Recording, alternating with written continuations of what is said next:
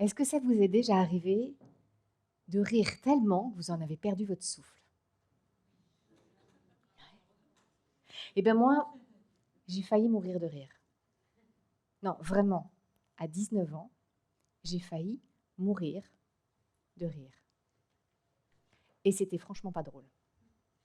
Ça m'a fait tellement peur qu'à partir de ce jour-là, j'ai arrêté de rire. J'ai plus osé rire. Je suis rentrée dans le contrôle. Tout mettre sous contrôle. Une vie parfaitement sous contrôle.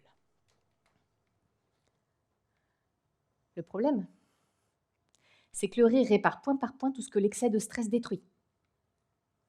Et on ne rit pas parce qu'on est heureux parce qu'on rit. En me coupant de mon rire, je me suis coupée de mon meilleur allié au bonheur. Par chance, 3 ans après, la vie m'a offert un super cadeau. Vous savez, ces cadeaux mal emballés de la vie qu'elle vous balance dans la tronche et vous êtes scotché. Et ben moi, j'en suis sortie handicapée. Mais grâce à ça, j'ai commencé une quête de bonheur, pour découvrir qui je suis, comment je fonctionne, maîtriser cet être que je suis. Et puis sortir de cette croyance que le bonheur, c'est la consommation à l'extérieur, des plaisirs immédiats.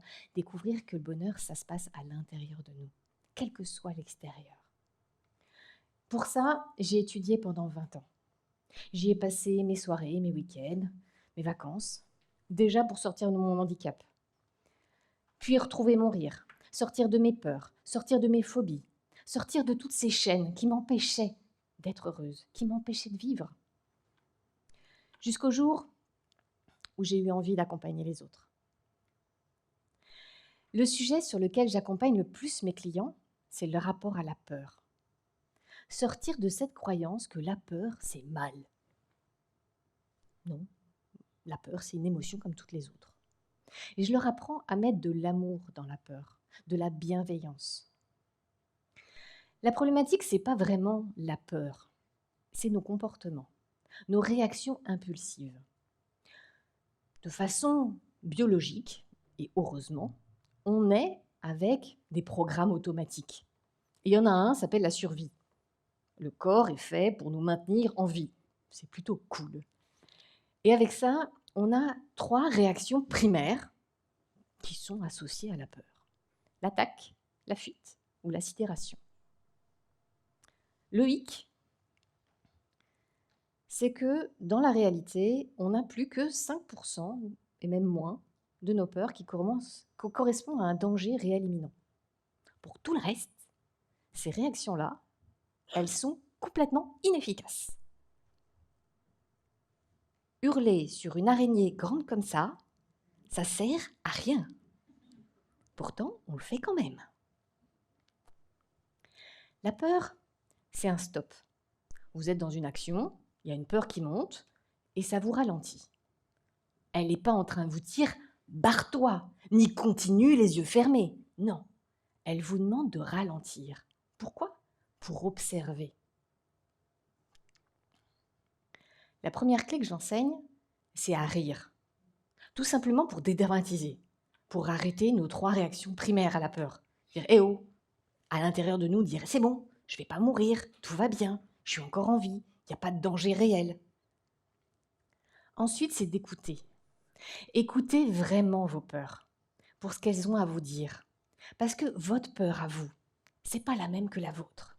C'est pas la même que la vôtre. C'est pas la même que vos enfants, c'est pas la même que vos parents, c'est même pas la même que vous avez eue hier et ce sera pas la même que vous aurez demain.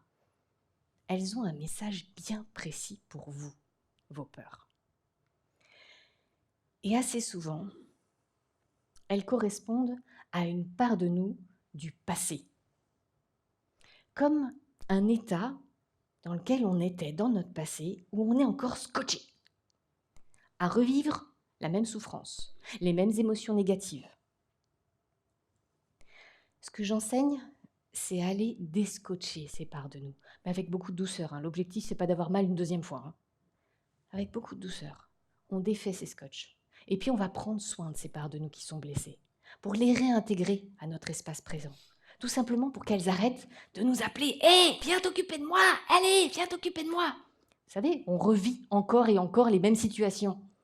C'est pas pour rien, c'est qu'il y a une paire de vous qui vous dit « Eh oh, occupe-toi de moi, il y a un truc là, il y a un truc important. » Une fois qu'on a pris soin de ces parts de nous, on va voir la troisième clé, les ressources. On se met dans cet espace de puissance qu'on a en nous. Cet espace où tout est possible. On a déjà des capacités en nous. Et la peur, elle vient nous pointer du doigt les capacités qu'on doit développer. Pour grandir, parce que la peur, ce qu'elle veut, c'est qu'on réussisse.